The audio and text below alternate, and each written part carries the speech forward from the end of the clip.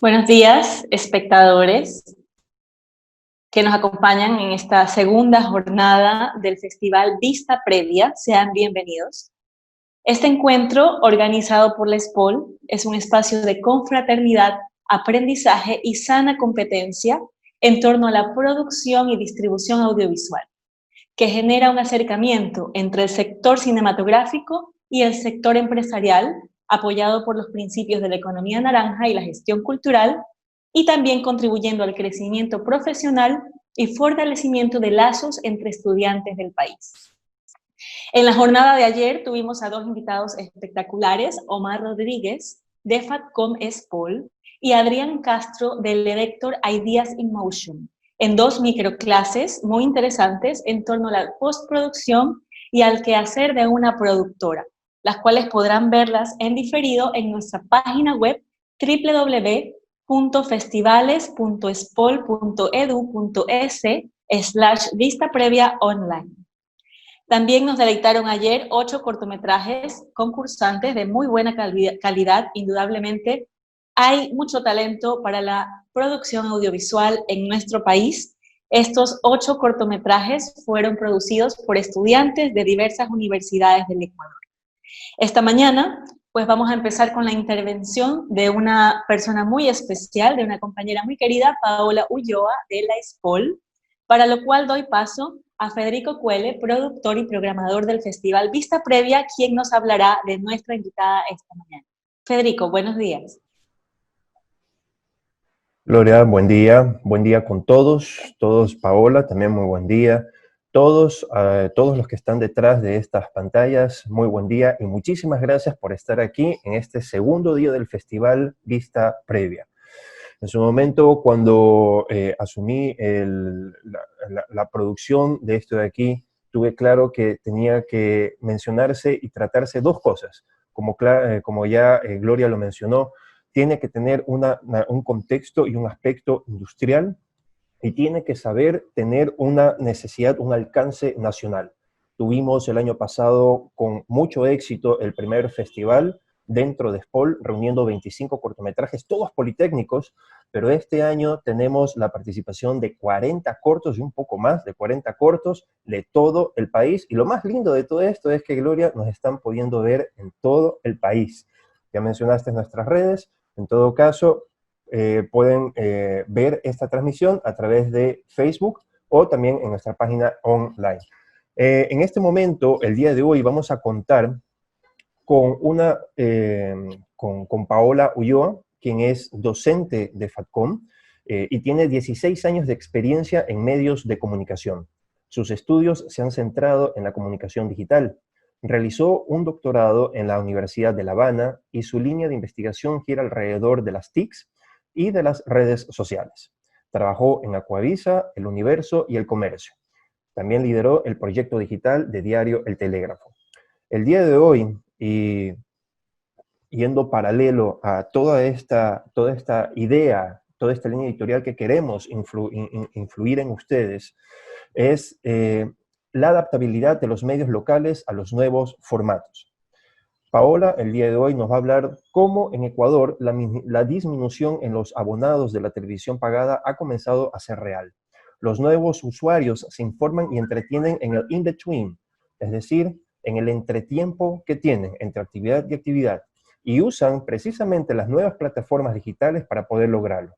Se tratará acerca de lo que han hecho los medios locales frente a las nuevas exigencias de los usuarios digitales. Paola, por favor, bienvenida, el micrófono es suyo. Hola, buenos días. Creo que no se me puede ver.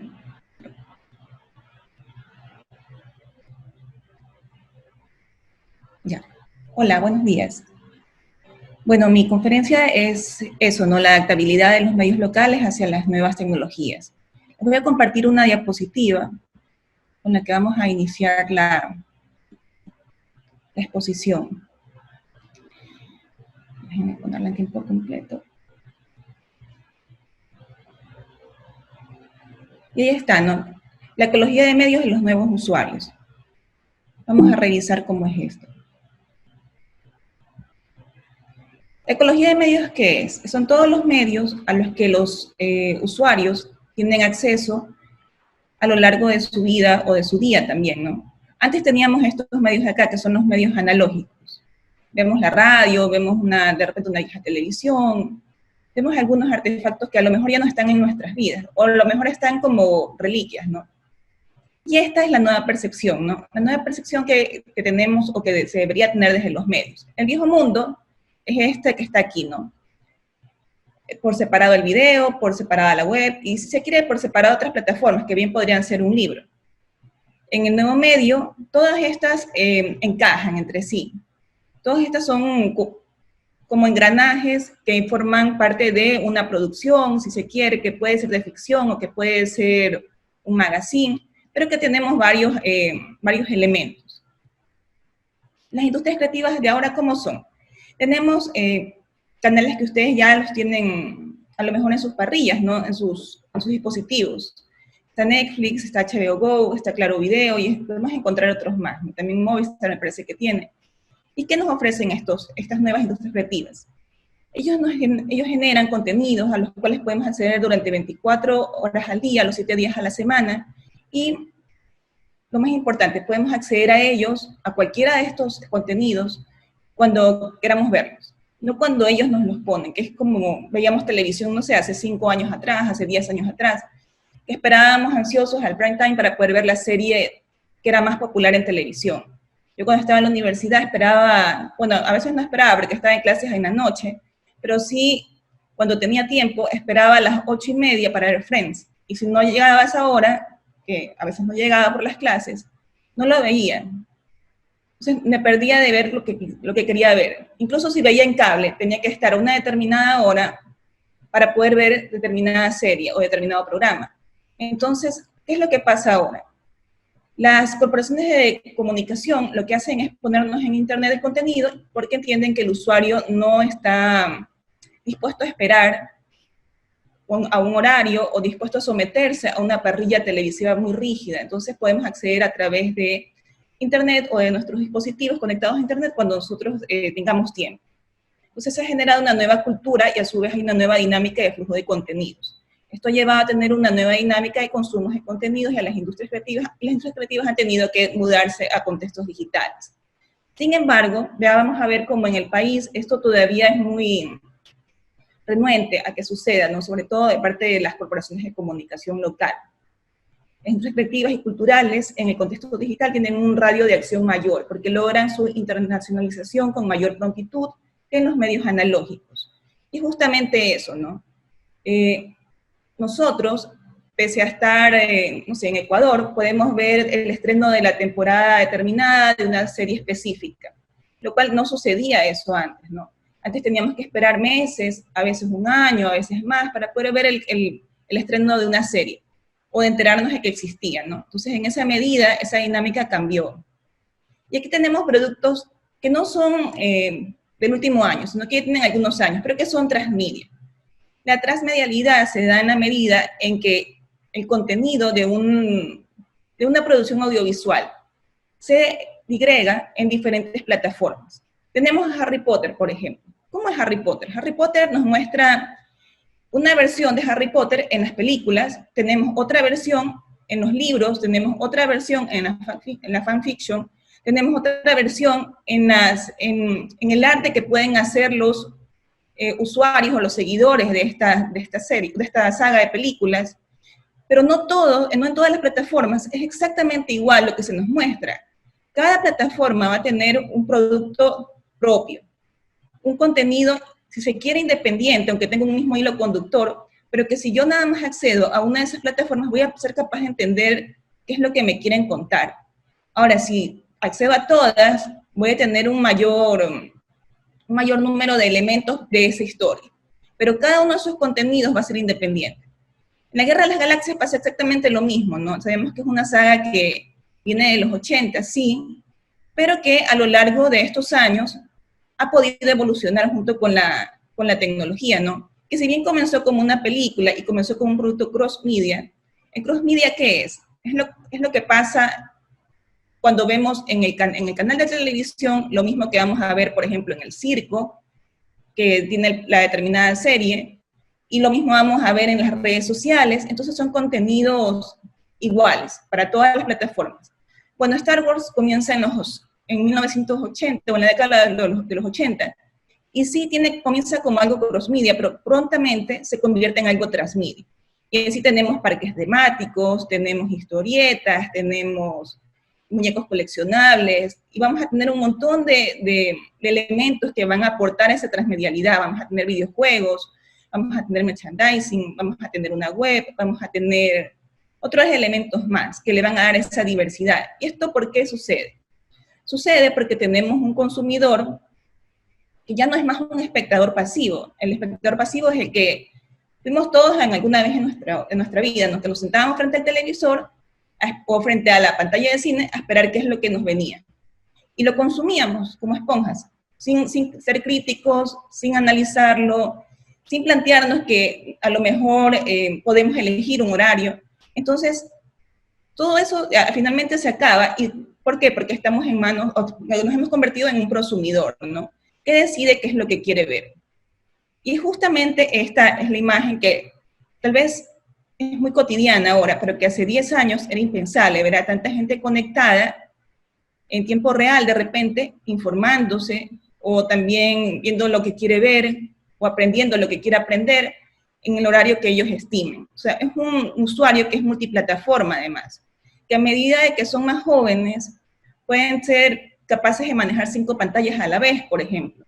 Entonces, este usuario difícilmente va a poder empatizar con este medio antiguo que quiere que esperemos hasta la 1 de la tarde, o hasta las 8 de la noche, o hasta las 11 de la noche para enterarnos de qué es lo que sucede. O que quiere que esperemos hasta las 8 de la noche para que nos pasen un capítulo de 40 minutos, de una serie o una telenovela. Entonces, difícilmente este usuario está dispuesto a eso. Estos son los millennials, ¿no? Que tampoco es que son adolescentes, ¿no? Pueden ser personas de 30 años, pueden ser personas de 35, que ya interactúan con la tecnología, ¿no? Pero hay otros rangos de usuarios en cuanto a edades, ¿no?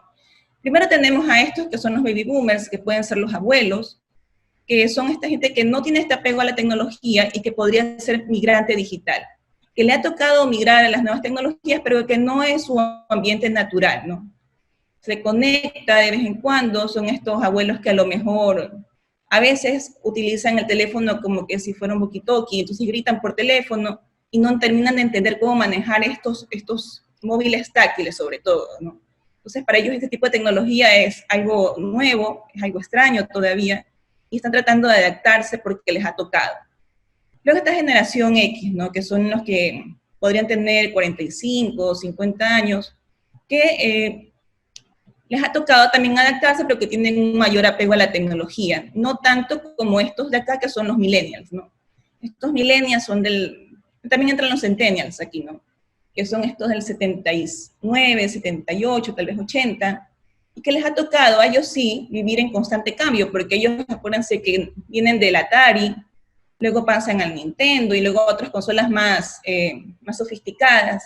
También pasan de esta computadora básica de los 80, pasan a computadoras con mayor tecnología, pasan de este disco flexible al disco duro, y luego al CD, del Walkman, con el cable que venía de las orejas a la caja, hasta donde metíamos el cassette, pasa al Discman, y luego pasa al MP3. Entonces, esta es una generación que está en permanentes cambios, ¿no? Sobre todo en Ecuador, que le tocó pasar del sucre al dólar. Entonces, sí es un grupo poblacional importante que está presto al cambio, que sí ya es nativo digital, si se quiere, pero jamás va a ser como estos de acá, que son los centennials, ¿no? Que son los más chicos, los adolescentes de ahora, los niños, que son los que tienen una mayor facilidad. Estos sí son multitasking, ¿no? Estos manejan 5 pantallas a la vez. Son estos niños que están con el audífono jugando videojuegos, que además están con el televisor prendido en alguna plataforma digital, y que además tienen el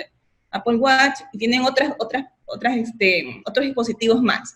Y todos lo manejan al mismo tiempo sin ningún problema, pese a que a los mayores nos perturba un poco verlos, y no entendemos cómo pueden tener este radio de acción.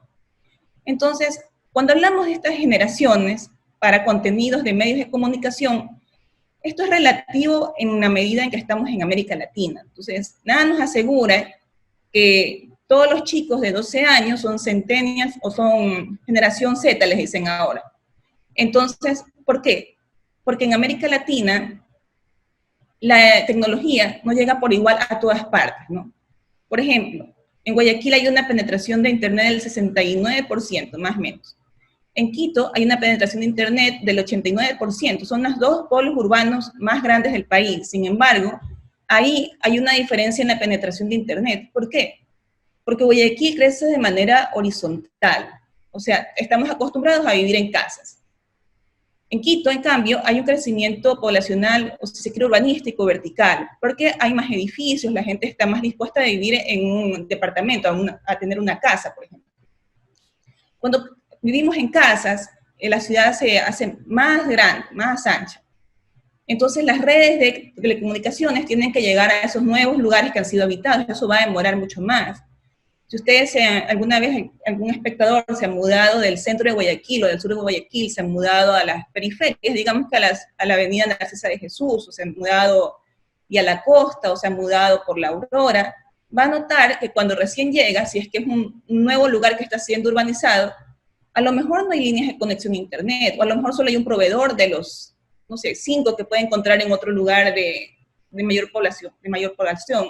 Entonces, eso va a dificultar la penetración de Internet. Eso va a hacer que el usuario esté ciertamente limitado, ¿no? Ahora, cuando hablamos de una población que está conectada a Internet, hablamos de que puede acceder a este tipo de productos. Esto es Juegos de Tronos, ¿no? Games of Thrones, que fue una serie muy popular y que cerró el año pasado, pero que todavía usa popularidad. Cuando los usuarios ven la serie en televisión, acceden solo a esto de aquí, a este producto de aquí. Sin embargo, hay una serie de productos más, no solo creados por la corporación, digamos que HBO, no, sino que también lo crean los fanáticos, ¿no? Acá vemos los libros que son del escritor, ¿no? Luego vienen las novelas, están los cómics que lo crea la corporación, sí, luego vienen las novelas que son del escritor, y así vamos a tener un montón de productos más. Vamos a tener congresos de fanáticos, que esto es la fanfiction, vamos a tener este arte que hacen los fans, también los dibujos. Entonces, todo eso es la contribución, y ahí viene una sinergia, una simbiosis entre la corporación y los usuarios, porque todos aportan a que esta ecología de medios que tiene Juegos de Tronos crezca. Porque el usuario se apropia de la serie y comienza a generar contenidos que tienen que ver con la serie. Y la corporación lo entiende, no los sanciona, no los persigue, sino que entiende que esta transmedialidad comprende eso, la participación de los usuarios que se apropian de ese contenido, ¿no? Incluso hubo grupos de fanáticos a los que no les gustó el final, entonces grabaron, o sea, desde sus limitaciones también, ¿no? Finales paralelos, o hicieron audiovisuales con antecedentes de historia para poderla comprender mejor. Entonces hubo una participación activa de los fanáticos, ¿no? Que son al final, que van a aportar a esta transmedialidad de la serie. Sin embargo, esto para nosotros es distinto en Ecuador, ¿no? Ecología de medios local existe, sí, pero es cross-media, o sea, nos pasan en la televisión, nos pasan un contenido que es determinado, pero que va a ser exactamente igual en las redes sociales, que va a ser exactamente igual, a lo mejor esa serie determinada de televisión local tiene un circo, por ejemplo, que se pone, qué sé yo, en julio, por ejemplo, en Guayaquil. Y en el circo van a presentar la misma temática que ponen en la televisión. A lo mejor hacen una obra de teatro y la ponen en un teatro de la ciudad y presentan la misma temática que presentan en televisión. Entonces lo que tenemos es un mismo producto repetido en varias plataformas. Entonces, ¿qué es lo que tenemos ahí? Tenemos un producto cross-media, no tenemos un producto transmedia. Lo que las nuevas tecnologías nos piden es un producto transmedia. El cross-media está bien para los 80, para los 90, porque no había una población que pueda acceder a tal diversidad de dispositivos electrónicos. Entonces, en esa medida, los medios de comunicación local marcan un cierto distanciamiento de los usuarios, sobre todo de los usuarios que son nativos digitales, ¿no, verdad? Entonces, por ahí tenemos un desfase. Van a decir, bueno, es que la mayoría no accede a Internet. Bueno, la mayoría, qué sé yo, el 60% del país sí accede a Internet. Es más, están en los grandes polos urbanos, sí. Me dicen, bueno, pero es que no están en todas las ciudades. Es verdad, en el campo hay una penetración del 27%, o sea que de cada 10, 2.7 están conectados a Internet, pero en las zonas rurales no está la mayor parte de la población. Si ellos quieren tener un mayor número de usuarios pendientes de su producto, lo lógico sería que ellos también puedan acceder a lo que demanda el mercado, que es un producto transmedia, ¿no? Y que permitan que además que el usuario interactúe con su contenido, que eso tampoco no se ve, porque interactuar con el contenido de estas series o de estas producciones no quiere decir que yo voy a ir a un circo o voy a ir a un teatro y voy a pagar la entrada, no, sino que me apropio del contenido y a lo mejor yo hago un sketch en algún lugar público, yo como usuario, ¿no? Que tenga referencia a esta temática, ¿no? Que puede ser la serie o la telenovela, pero sin embargo eso no se da porque no hay esta simbiosis, o será también, y ahí me permito preguntarles a los presentes para que luego opinen, a lo mejor es que los más jóvenes no están viendo esas series cross media que nos pasan a un horario específico, en un canal específico, y que nos obliga a estar sentados como que fuera una obligación, ¿no? A esta hora si no te la pierdes. Entonces, ¿será que ellos a lo mejor no están interactuando con ese contenido? Eso habría que analizarlo más tarde, ¿no? El usuario ve lo que quiere cuando quiere, en la vida real. Entonces, si nosotros vamos y le preguntamos a cualquier persona, yo qué sé, que viva en Guayaquil, o en Quito, o en Machala, o en Cuenca, en estos centros urbanos, que además son los que tienen más poder adquisitivo, de que van a pagar por este tipo de servicios, si le preguntan, ¿tú esperas a ver las noticias a las 8 de la noche o a las 7:30? No van a decir que no. Difícilmente ellos van a esperar a informarse hasta esa hora, ¿no? Entonces el usuario, y no solamente informarse, ellos van a ver la película o la serie, o a lo mejor hacen una maratón el fin de semana y se ven toda la serie, o sea, toda la temporada que no hayan visto. Lo van a hacer cuando ellos tengan tiempo, no van a sentarse a ver todos los días a las 8 de la noche, además esperar que les pasen los comerciales y todo esto, que se les cruce una cadena nacional. No lo van a hacer, lo preferirían hacer en una plataforma digital, o sea, en un canal que esté en línea. Por ejemplo, Netflix o HBO, según sea el caso, ¿no? En el país el más popular es Netflix, ¿no? Entonces, van a decir, bueno, es que a los mayores sí los vamos a poder tener pegados a la televisión esperando ver lo que nosotros le queremos dar, ir al canal. Bueno, pues hay estudios que demuestran que los jóvenes son grandes influenciadores en sus hogares para cambios de hábitos de consumo de contenidos. Entonces, los jóvenes les cuentan a los padres que la televisión por cable, digamos, que podría costarle 15, 20 dólares, que es más, ¿no? Y que es mejor contratar Netflix, por ejemplo, que les puede costar entre 8 y 12 dólares. Y les explican que pueden verlo cuando quieran. También nosotros levantamos un estudio en que se determinó que, por ejemplo, en el IES, en la sala de espera de consulta en el IES de Guayaquil, se consume mucho en YouTube, porque hay mucha gente mayor que va a esperar su consulta y que se quedan ahí toda la mañana, por ejemplo, que llevan el cargador y también llevan la unidad móvil, que generalmente es una tableta, ¿no? Para ver la película o la novela mientras esperan la consulta. Entonces, ya la gente está dándose cuenta de que hay diferencias entre en las propuestas para acceder a contenidos y entretenerse, ¿no? Ya hemos visto en los últimos años que no es significativo el decrecimiento de contratación de televisión pagada, pero sí se nota una baja, y no hay un estudio en el país que demuestre que esto está concentrado, digamos, que en Netflix, que es la más popular, no. Pero sí hay una baja en el número de usuarios de televisión pagada, y hay un aumento en el número de usuarios que han accedido a internet fija. Entonces ya se puede concluir que está pasando algo, que es probable que estos usuarios estén en Netflix, ¿no? Entonces ahí habría que, es una voz de alerta para los medios de comunicación, para saber que la gente está mudando, ¿no? Está cambiando sus hábitos y está accediendo tal vez más a estas plataformas digitales. Tampoco esperan a que los informen, ¿no?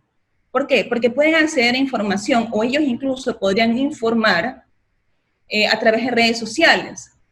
Ya hemos visto que cuando suceden hechos de coyuntura noticiosa, rápidamente se convierten en trend topic, o sea que son los temas más populares del día o de la mañana, porque la gente comienza a informarse por su cuenta y no espera al noticiero del mediodía, por ejemplo, como lo que pasó ayer, que falleció el prefecto, para acceder al parte médico, por ejemplo. Es un documento que estaba en línea antes del mediodía.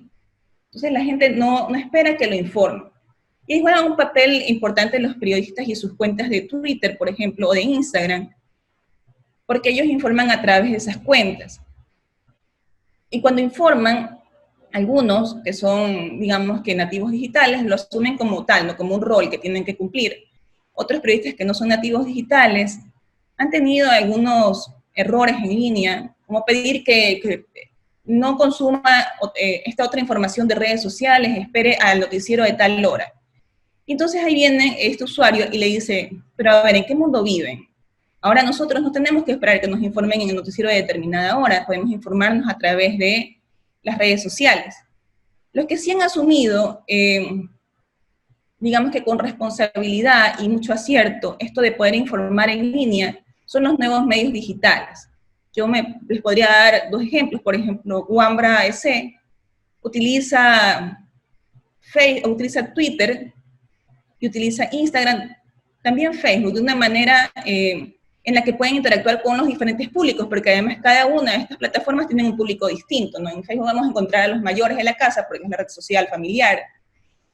A través de ellas pasan en vivos o pasan posts de noticias que se han publicado en la web, porque ese tipo de usuarios está acostumbrado a acceder a ese tipo de contenidos. Los más jóvenes acceden a Instagram, y en Instagram les dan un resumen de las noticias del día en un IGTV, que es un video un poco más largo. Y sale alguien de la edad de ellos, más joven, ¿no? Y les cuenta qué fue lo que pasó en lenguaje sencillo durante el día. También pueden utilizar historias para contar lo que está pasando en el momento. También pueden utilizar en Twitter, ponen contenido que pueda ser sujeto a mayor discusión, porque Twitter es la red social política del país y además de mucho debate. Sin embargo, nosotros no podemos ver eso de un canal analógico, no podemos ver una historia de repente de Coavisa a diario, donde nos muestren qué es lo que está pasando, ¿no? Tal vez nos ponen algún video en Twitter corto, tal vez, digo tal vez porque no pasa siempre, tal vez nos ponen alguna foto en Instagram, pero no va más allá. Entonces existe todavía ese deseo bastante explícito de la Corporación de Comunicación Nacional de que nosotros tengamos que ir al noticiero de ellos. Y eso es un error, considerando los nuevos hábitos de consumo de los usuarios, ¿no? Les cuento esto, miren, aquí esta es la lista de hoy en la mañana, hace una hora.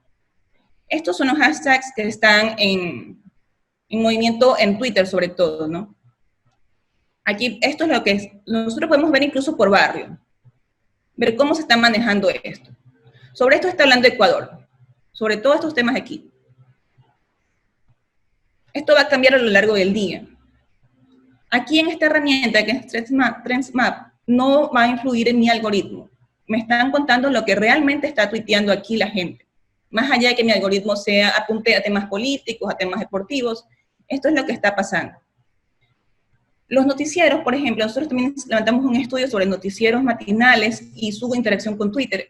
Ellos no interactúan con sus usuarios en Twitter, que además deberían ser la fuente de primera mano, porque son, digamos que, el informante del barrio. No tengo que desplazarme hasta el barrio, digamos que tanto, sino en mi recorrido normal de periodista, pero si ya tengo la voz de alerta de un usuario que me indica que hay digamos que un problema de desabastecimiento de agua en determinado sector de Guayaquil, ya tengo esa voz de alerta y voy a ese barrio a constatar como periodista. Pero no hay esa simbiosis entre el periodista o el noticiero matinal y este usuario de Twitter, por ejemplo.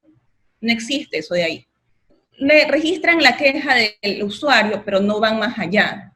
Cuando lo que se debería hacer es aprovechar ese contacto que se tiene de primera mano con este usuario para poder comprobar qué es lo que está pasando. Porque es también eso, ¿no? En Twitter o en cualquier red social no están periodistas, no todos son periodistas que pueden decirnos que la información sea real.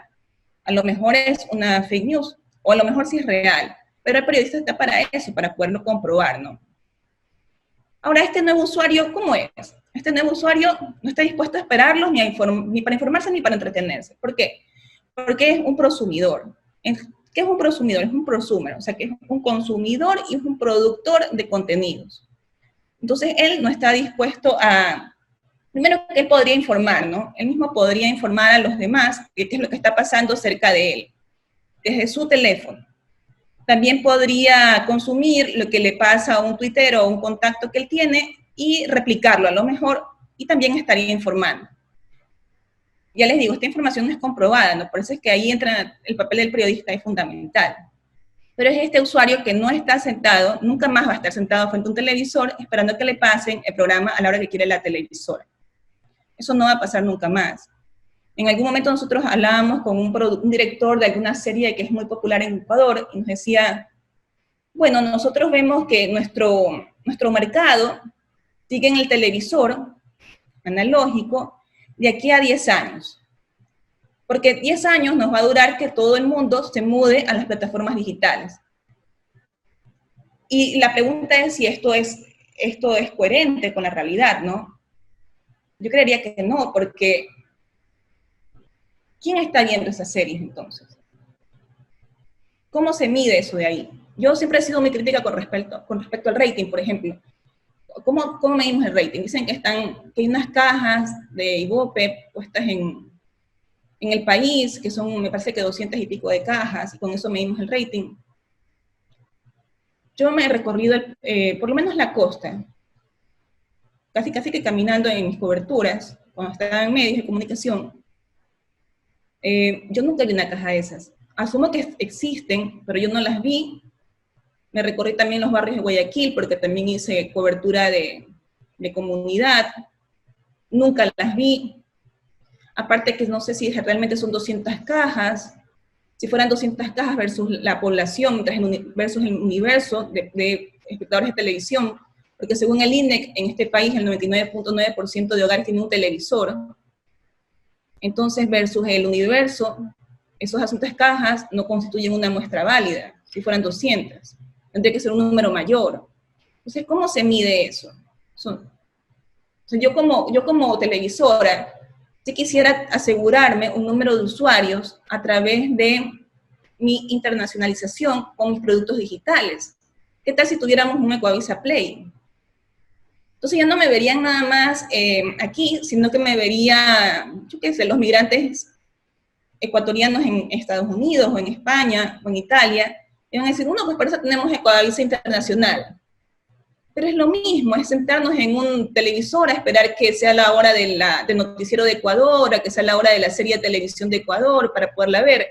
Y es lo mismo, es todavía más grave, porque en esos países la gente no tiene tiempo de estar sentada para esperar a ver la novela o el noticiero de Ecuador, y ellos tienen una conectividad mejor que la nuestra, entonces es cuestionable, ¿no? También, ¿no? ¿Cuáles son las metas de estas televisoras locales, ¿no? ¿Qué quieren? No sé, a lo mejor no piensan en eso, están pensando en un público menor o en quedarse en un público menor. Entonces no hay una intención de digitalizarse, ¿no? Miren que seguimos en una televisora análoga. No hemos pasado a la televisión digital que durante años el gobierno anterior intentó presionar para que pasáramos a una televisión digital, porque eso incluye eso, ¿no?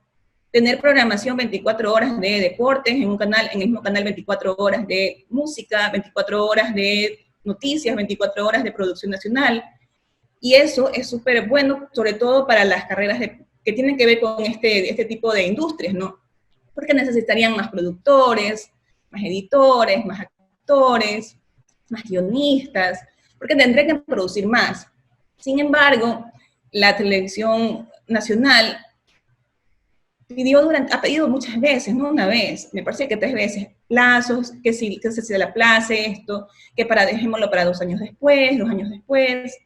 El último plazo se cumplió en el 2019, entonces no sé si les extendieron otra vez al plazo, que sería la 4ª vez que posponen esto.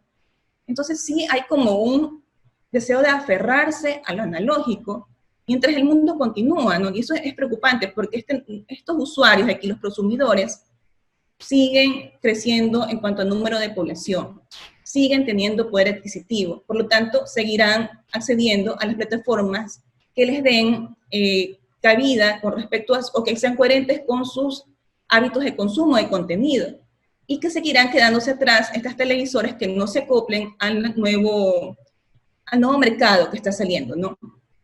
Entonces, también que estos nuevos usuarios van a ser más críticos al contenido que se les está dando, ¿no? Ya vemos que hay colectivos o movimientos sociales que se han pronunciado en contra de determinadas producciones, ¿no? De determinados personajes, además. Pero ¿esto a qué se debe? Eso no se hubiera pensado en el 97 o en el 2000, porque en el 2000 o en el 97, o incluso más acá, en el 2010, la gente no era tan crítica. Entonces la gente simplemente iba, yo les digo a mis alumnos, en plan esponja, iba, se sentaba frente al televisor y ¡trac!, absorbía todo. Y se iba con eso. Entonces, ahora la gente es mucho más crítica, ¿no? Este prosumidor va a ser más crítico frente a lo que le da. Y esto también, este nuevo prosumidor, o este nuevo consumidor, nos lleva a esto, ¿no? El Estado red en todas las instancias. O sea, en América Latina, sobre todo, se entiende a la figura del Estado como este máximo poder que está arriba. Y cuando me refiero al Estado, no me refiero solamente al gobierno nacional, sino, digamos, que al líder estudiantil o al líder gremial, en todas las instancias.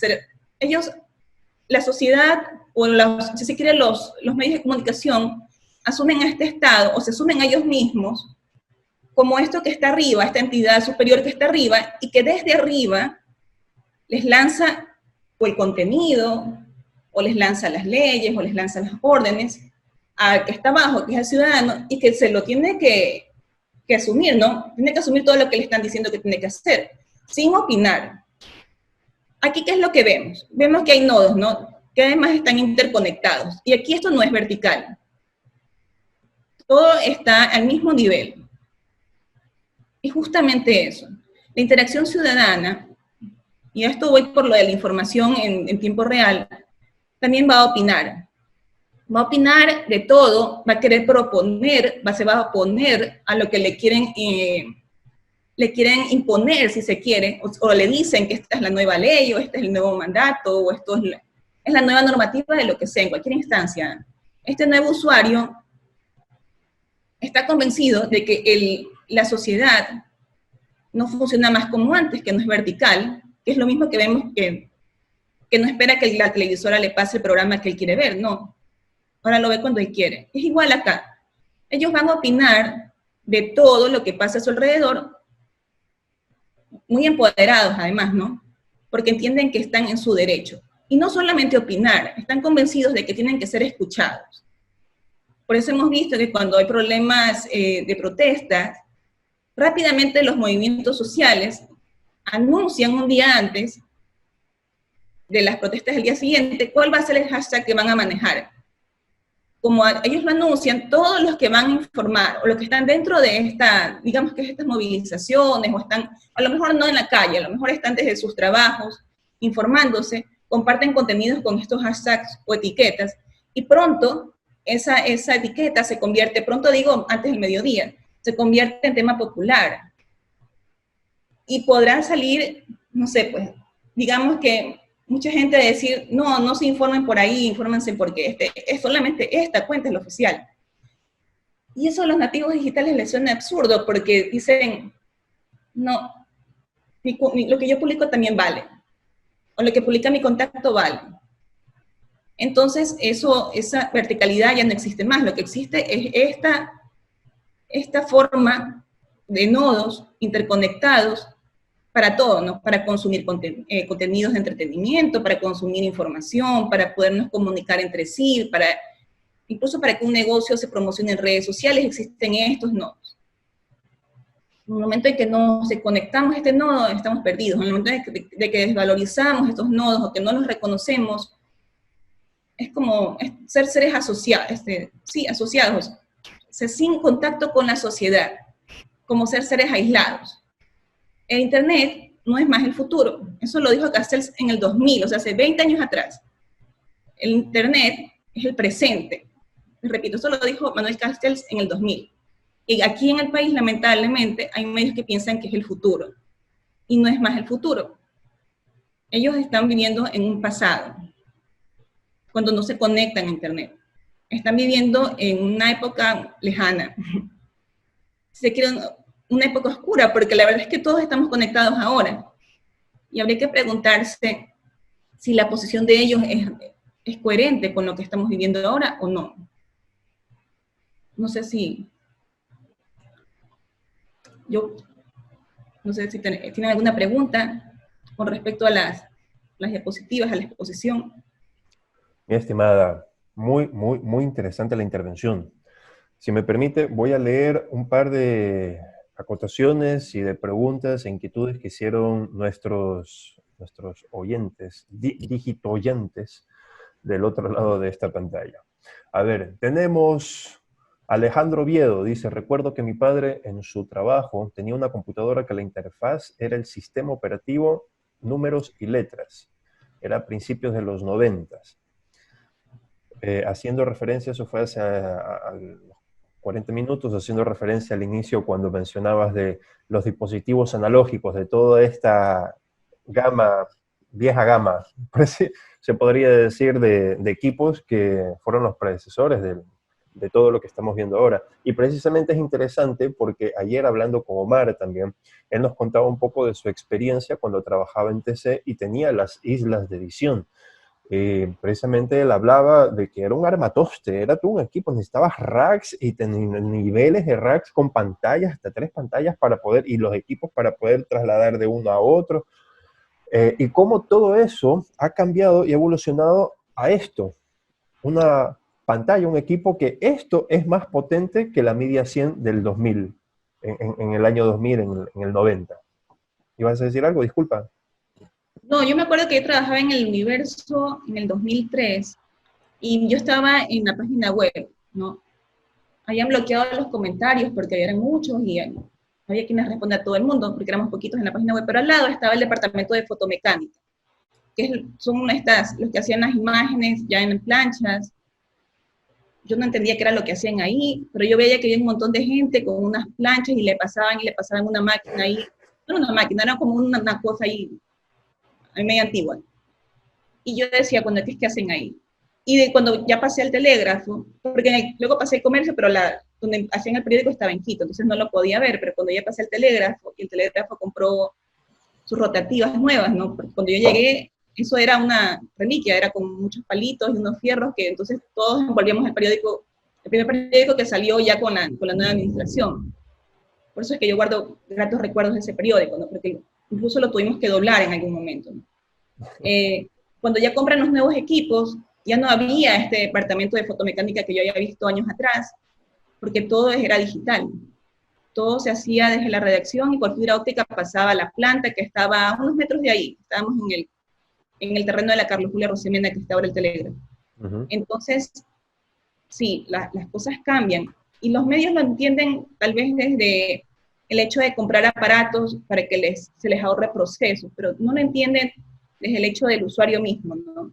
De poder entender que el usuario también cambió y que necesita que se le dé contenido de una forma más dinámica, no solamente sus procesos de producción que les ahorren dinero, sino que es este usuario que pide otras cosas más, que pide más trabajo o trabajo diferente de parte de ellos, ¿no? Entonces, por ahí no son receptivos con ese usuario, ¿no? Claro.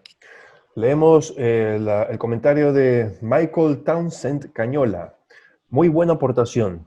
La plataforma de Twitter nos permite acceder a información tanto local como internacional de manera mucho más rápida, sea por tendencias, por ser más visto, etc. Además, no solo somos usuarios, sino prosumidores. Si nos encontramos cerca del lugar de los hechos, podemos añadir información a la noticia mediante comentarios o publicaciones. Miren, que antes dependíamos de que un medio de comunicación, o a lo mejor que todos, hablen sobre un tema para que ese tema resonara en el país. Entonces nosotros nos enterábamos a lo mejor de lo que ellos querían, ¿no? A lo mejor no querían que nos enteráramos de algo, porque, vamos a ver, los medios no son esa figura santificada que antes teníamos en nuestras cabezas y que decíamos, bueno, ellos nos cuentan toda la verdad. Pueden tener sus aciertos, pero también pueden tener sus errores, ¿no? Pero ahora no dependemos de ellos, no pasamos por ahí. O sea, ahora mismo estos tuiteros lanzan un tema y lo convierten en tema popular del día o de algunos días, y entonces la autoridad tiene que virarse a atender a estos usuarios que están reclamando por algo. Ya no pasa por el medio, pasa directamente desde los ciudadanos hasta la autoridad. Más allá de que esta autoridad sea el gobierno central, que puede ser los gobiernos seccionales, o que puedan ser, digamos que el rector de una universidad, ¿no? Entonces, no pasamos por un medio de comunicación, vamos directamente hacia la autoridad. Claro. Referente, ahí tengo una inquietud, referente a la pandemia, a la crisis sanitaria que nos aqueja hoy en día y que nos ha obligado a la reclusión, al poco gasto, a tener mucho ojo con ese codo.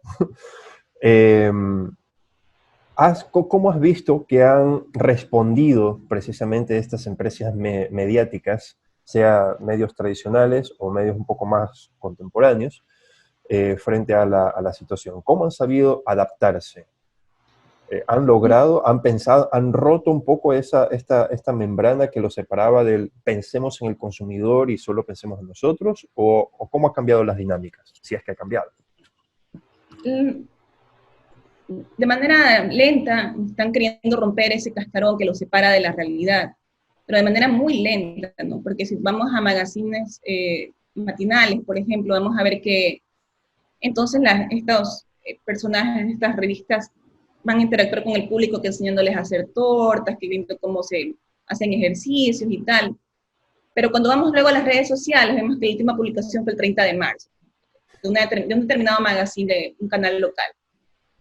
Entonces es una manera muy lenta, ¿no? También es criticable que, si se quiere ver desde la información, es criticable que no hayan salido temas prontamente, temas que nos afectaban como comunidad, y que quienes sí tomaron la posta de informarnos sobre estos temas que nos afectaban como comunidad, sobre todo por la devastación que se vive en Guayaquil, ¿no? Fueron los medios digitales, y a partir de esos medios digitales se generó una opinión pública fuerte en redes sociales que empujó luego a los medios a informar sobre cosas que estaban sucediendo. Que fue tal la presión que hubo medios internacionales que publicaron primero que los medios locales. Entonces es evidente que hay un desfase, que algo pasa ahí, que no es que es algo que se pueda dejar ahí y decir que es algo que pasa desapercibido, no, eso es así como un destello fosforescente que está ahí y que quien no lo quiera ver no lo va a ver, porque eso está ahí, eso se ve y se tiene que ver y se tiene que tratar, porque los medios tienen una responsabilidad social que no la asumen. No es que entonces yo pago o sea, yo tengo mi programa con mi canal privado, entonces soy una empresa y yo tengo que ver, paso lo que quiero pasar o veo por mis intereses. No. Todos los medios, públicos y privados, tienen una responsabilidad social.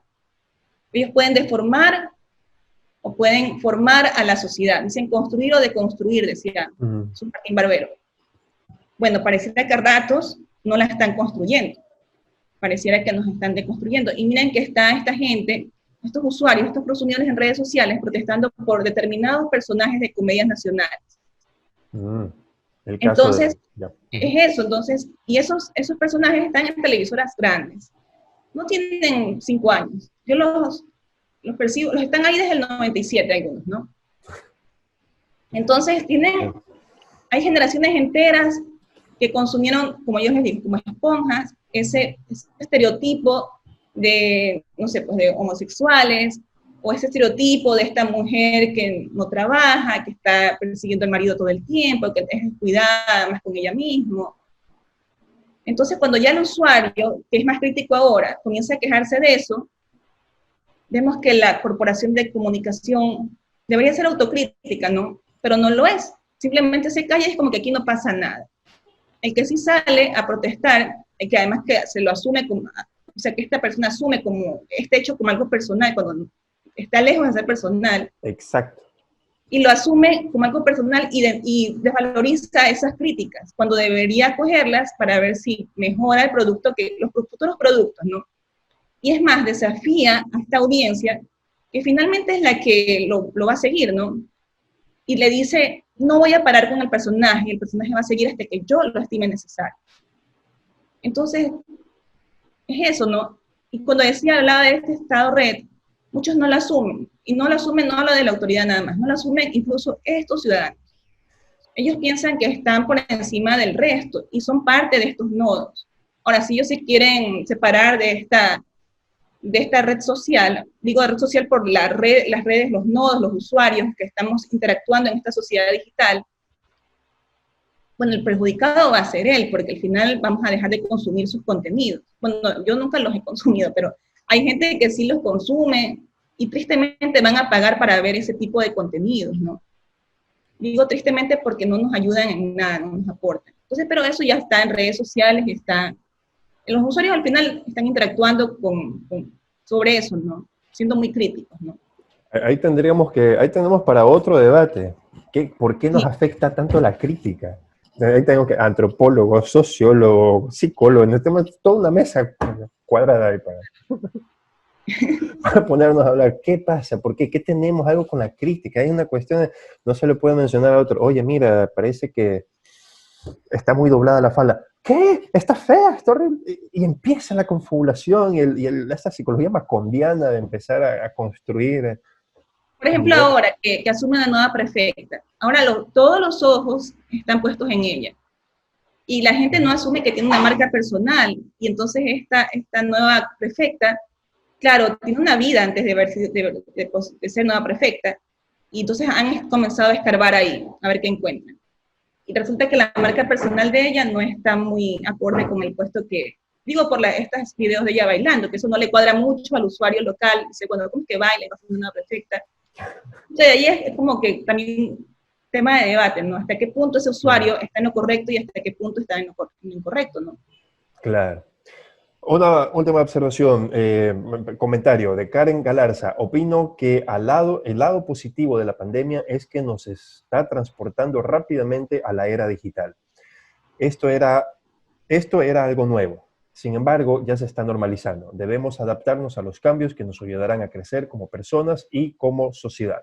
Aaron Arce dice, mucha razón, actualmente la sociedad se toma más crítica ante lo que ven en televisión o alguna plataforma digital.